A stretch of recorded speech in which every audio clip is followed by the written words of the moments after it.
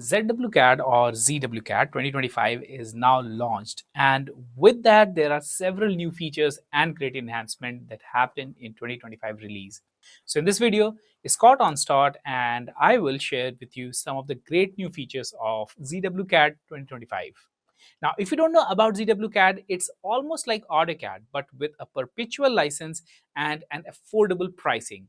Now, if you want to try the new features with me, then download the free 30-day trial of ZWCAD using the link in the description of this video. Now, full disclosure, this is a sponsored video, but I've been a ZWCAD user for more than a year now. Now, to make the navigation easier, this video is divided into chapters that you can navigate to using video timeline. So with that, let's get started. In this video, I'm going to discuss many of the new features in ZWCAD 2025 in no particular order. I'll start with the user interface. There's some significant enhancements here. So we have the properties palette over here, and right now it's docked. I can drag it out and make it a floating palette. I can drag the title bar over to the left side of the screen and it will flip over. And if I drag it, as I'm dragging it, observe that there's these arrows that appear on left and the right. If I drop this on one of those, it will dock. You can also auto hide your palette. So I can click right here to auto hide that. And what that means is that I can bring the cursor close to the title bar and have it display. And when I move it away, it disappears. This third item here is a menu, and you can choose to allow or disallow docking. I'm going to uncheck that. Then I can position this right over here on the left edge. This will save a lot of screen real estate. But did you know that you can also auto hide a docked palette? Let me show you how that works. So I'm going to re-enable docking, and then I'm going to drag this over here and dock it again, and then auto hide it. So now we have this situation where we have to actually click the docked title bar, and then it will display. In this mode, you can also stack your palettes. So for example, if I open up another palette like layer properties, and I drag that over here and dock it, then I'll follow that up by auto hiding it, and then we'll have stacked palettes. So there's properties, and there's the layer properties manager. So this really saves a lot of screen real estate. And each workspace stores the locations and status of your user interface elements. So if I switch now to 3D modeling, which is a new workspace, those palettes disappear and they appear in new areas. The command line is a different size. So I can go ahead and customize this. Maybe I want this docked over here and I want it auto hide mode on and so on. I can do that and it will remember that. So if I go back to my 2D drafting and annotation workspace, it's going to remember that I had properties and I had the layer properties manager below. And if I go back to my 3D modeling workspace, then we'll just have the properties over here. Now, these tabs contain 3D modeling tools, and you can cycle through them very easily by positioning the cursor over one of the tabs and rolling the mouse wheel. So this is a quick way of going through and finding the content that you're looking for. Another thing you can do is right-click on a tab here, and this will give you these menus where you can turn on and off various tabs and panels. You can also unlock the entire ribbon. This is sort of a radical move because it converts the entire ribbon into a palette. And although that's sort of interesting, I find it a little disorienting because I've grown used to the way that the ribbon looks. So I'm going to redock this back up at the top, and it converts back to the ribbon that I'm familiar with. You can also press the Alt key, and you'll see a bunch of keyboard shortcuts highlight. And the way that you use these is by pressing Alt plus whatever keyboard shortcut you want. So for example, if I want to go to the solid tab, I can press Alt SO, and it will take me there. And while I'm there, I can see shortcuts for each one of the commands on this panel. So you can really get used to all of these shortcuts if you prefer to enter them on the keyboard. Some of the panels will have these things called slide outs like this, that have additional commands underneath them. So there's really a lot of new excellent features in the user interface. Another great feature with the user interface is the ability to move these panels around. So just position your cursor over the name down here and drag. You can reorder them, and you can also drag them out and have them become floating panels. And let me just drag out another one here. So each floating panel may or may not have a shelf like this, where you have additional commands. These two happen to have them. Notice that block does not. But the position that these extra commands are in can be swapped. And you can do that right here. Toggle orientation. And so then these will be on the right. So you can go between having it on the right or on the bottom. And this will allow you to minimize this panel to buttons like this. This takes up less room. When you click on it, you'll see all of the different tools that are available there. And of course, if you want to restore this back up to the ribbon, you can click this button right here, and that will return the panel up above. Wherever it came from, it'll put it back. Now, it might put it in a different order, the last order that you left it in. So if I want the draw panel back over here on the left, I have to drag it back. Moving on, I'd like to show you some of the 3D modeling features that are enhanced here. There's a new feature in the 3D modeling workspace on the Insert tab, right over here in the Import panel. It's called Step Import, and this allows us to import step files. This file format is common in a wide variety of 3D modeling programs, and the format stands for the Standard for the Exchange of Product Model Data. This allows us to bring in models off the internet much more easily. So I've downloaded a Ferrari F1 model in the step format. And note that you can import models using STEP, STE, or STP as the file extension. I'll open that, and then we're presented with a secondary dialog box, the Import Settings. And here we can choose whether we want this to go in the current drawing or a new drawing. I'll choose the current. And then the import method is that you can import it directly, or you can specify your own insertion point. I'll just import this directly. And of course, over here, you can choose the view that you'd like to have initially. I'll use Southwest Isometric, and the visual style I'll set to realistic. Here we can set the default if we want this to happen every time, and then just click OK to start the process. So this particular model is fairly complex, and it has a large file of 378 megabytes. So it still imports very quickly, I'd say less than a minute. The model comes in rotated, and this is because the 3D modeling program that was used to build this model must have been a Y-up system, where the Y-axis indicates the up direction. You can see that here.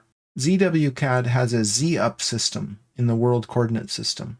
So we have this mismatch, and that simply means that we need to rotate the model 90 degrees around the X-axis here.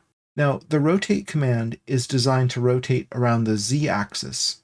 So in order to rotate this effectively around the X-axis, what we need to do is actually rotate the user coordinate system. And I'm just imagining seeing that rotate around the Y-axis. So I'll type UCS, enter. I'll type Y, enter for the Y-axis, enter. And then I'd like to rotate that -90. And so now the Z direction is going this way along the central axis of the vehicle. This allows me to rotate it around the Z-axis. So I'll use the rotate command, select the car, enter. The base point can just be the origin point. I'll type 0, 0, enter. And the rotation angle is going to be in this direction. It looks like it will be 270 degrees with polar on. So it's rotated correctly. But now I'd like to reset my user coordinate system back to the original world coordinate system. I'll type UCS, enter, and I'll use the default option, which is world, by pressing enter. And now it's back to the familiar Z-up system that we see here. And now I can take a look at this 3D model by holding down the shift key and dragging the mouse wheel to orbit. And I can zoom in by rolling the mouse wheel and drag the mouse wheel to pan. You can see that there are really no lags in this. I can zoom in, move around really quickly. And it's kind of amazing because this is a very complex, heavy model, but we have really no problems viewing it. Now let us see this model in detail. This model is imported as a block. I had to explode several levels of block nesting to get down to the constituent parts in this particular model. So this here is a surface. Some of the objects are solids, and some of them are surfaces. So like this tire here is actually a 3D solid, whereas this front arrow feature is a surface. So it's a kind of a mixture, this model, of solids and surfaces. And I explained that here. And I converted this 3D model into 2D line work in two different ways. And those are available here on the Home tab. There's Flat Shot and there's the Profile tool, which is actually the sol prof command. And so Flat Shot works with 3D solids and surfaces. And it works fairly accurately. It's not perfect though. It missed a couple of little details here on these curved surfaces. Those could easily be drawn in. But down here, it missed the whole front arrow element because it was made out as a surface, and solid profile only works on 3D solids. Also, this command only works in a layout viewport, by the way.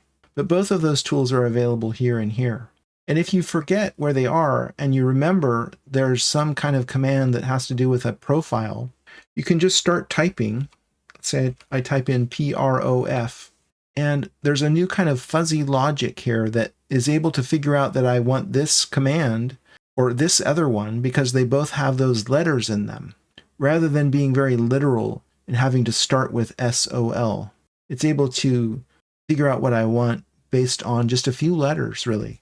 You can also go up to the application menu and there's a search bar at the top. So if I type in PROF up there, it's going to figure out that I want that command. And it also shows me where to find it. Now let's get into 3D here. I'm going to hold down the Shift key and drag the mouse wheel and orbit. Then I can roll the mouse wheel and drag the mouse wheel to zoom and pan. And there's really huge performance improvements here. Remember, this is a large model, 378 megabytes, and it's really fluid and easy to navigate. There's also some new visual styles over here. There's conceptual, we have shades of gray, and we have X-ray, which is kind of a nice mode that gives you a sense of edges and surfaces and transparency all in one. So very cool. Now, there's also slide outs here. I don't know if I discussed that here. So some of these panels will have additional tools down below. And if we go over to ZWCAD Classic, this is a real old school interface where we have toolbars and menus at the top. Now, I'm going to go back to 2D drafting and annotation, but there's a way that you can kind of combine them. So I can get the modern ribbon, but I can also include the menu bar right here. And that way I have access to some of the more obscure commands that are handy from time to time. So that's another nice feature. The final thing I'll leave you with is the ability to manipulate 3D objects, which is really greatly improved here. So I can take an object, let's say I'll take just this one arrow element in the back, and I'll copy that over here to examine it in more detail. So what I can do here is click on it, and then I need to go to the 3D modeling workspace. I'll click on it again. And then right here under selection, you can choose from these different gizmos. And these are ways that you can transform objects. So the move gizmo gives you this user interface element right here, and it allows you to move the object in the chosen axis direction. Not only can you move it in the three different axes, which are colored red, green, and blue, but you also can move it in 2 dimensions at once by clicking on these planes, which are colored red, green, and blue also. So if I click right on this plane, on the red plane symbol, it's actually allowing me to move it in the opposite axes, in the YZ plane here, in this case. So I can actually move it in that plane. It's hard to see though, unless we orbit and see how that looks here. So I was able to elevate it above the race car and slide it over all in one move. That just makes things a little more efficient when you're working in 3D. Over here, you can also use the rotate gizmo, and this allows you to rotate in different directions according to which colored ring you select. And you can scale the object, and this is a uniform scale. By grabbing these dots at the end of the axes, you can scale it uniformly. We're not actually distorting it, we're just changing the size. The transform gizmo combines some of the features of each of the others. So here in this one gizmo, we can move, we can also rotate, and we can scale if we click on any of the dots here. We can't move it in 2 dimensions like we can with the move gizmo though. For that, you have to explicitly use the move gizmo and click on these planes. The transform gizmo does pack in most of the functionality in just one easy to use, intuitive system. So really impressive. When you're working in 3D, this is going to save a lot of time. Now, the shaded modes that we have here are not just for the viewport. You can actually plot using these modes.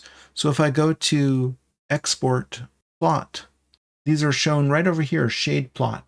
So however you last left it would be how it would plot if this is chosen as displayed.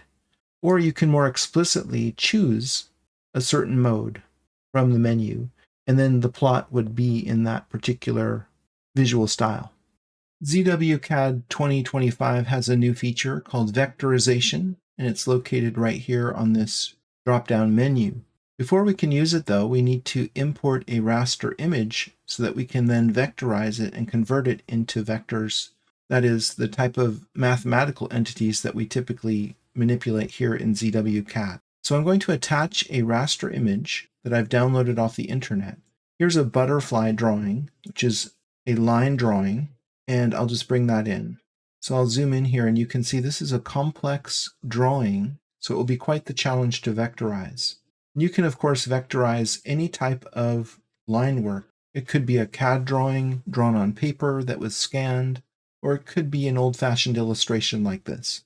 But once you have an image attached to your drawing, you can then vectorize it. But before you dive right into that, there's another step, which is vectorization configure, and this allows you to adjust the way that this will be vectorized.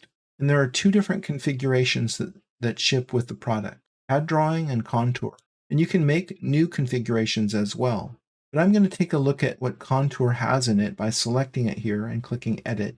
And then there are all these different parameters that you can choose and specify in here. And there's also a fit tab that allows you to control the way that the curves are fitted to the raster information. It can be arcs, circles, polylines, and you can control all of these things. I'm not going to make any changes myself, so I'll cancel out. But I notice up here that the current parameter configuration is CAD drawing. So I think this is more of a contour than a CAD drawing. So I'm going to select contour and say set current right here, and then close. And now I'm prepared to actually vectorize this. So I can go ahead and click vectorization and then click on the edge of the picture. And there's a note down here on the command line that says that we're limited to 2048 by 2048 pixel resolution. But just like that, it's vectorized. And then we have the ability to modify the vector graphics. So if you choose yes here, you're taken into a mode where you can zoom in and break, connect, or merge. So let's say I want to merge these 2. I'll click on this one and this one, and it changes the way that the vectorization has occurred. Let's try connect mode. I'll type C enter for connect mode, and I'll connect this with this, and they're connected together. There's also break, B enter for that, and then I can break a particular line at the point that I click. And then finally X for exit, and it says exit modification again, so I'll say yes. And it says you will not be able to modify the vector graphics after exiting. Continue, okay. And I can zoom out, and actually, in fact, you can modify this after the fact with this vectorization results revision tool, which has been added. And this does the same thing, and you have to click the edge of the image to get into that mode. And now you can see right here, we're back to the same different options, break, connect, and merge. I don't need to do anything else, so I'll just type X, get out of that. And I would like to get rid of the image now so that I can see the vectorization. So I'll go into the button right here, the image manager, this tiny little arrow here in the corner, and then I can right click on my image and detach it. And you can see that there are different colors of line work here. And this is because I modified some of these. And so this particular polyline is on a different layer. It's on the rectified layer. Whereas these other items are on the polyline layer. So it's separated the things that you've altered onto a different layer just in case you want to deal with them separately. But I don't. I'm satisfied with these, so I'm just going to select all of these polylines and move them onto the polyline layer. And so we have a fairly complex illustration that's been turned into vectors. In other words, polylines, circles, or arcs here in ZWCAD. So these were the new features of ZWCAD. Now, if you haven't yet tried it, then get the 30-day free trial of ZWCAD using the link in the description of this video. Also, let me know what you want to learn next and we'll make your suggested video soon. So take care and I'll see you soon in another one.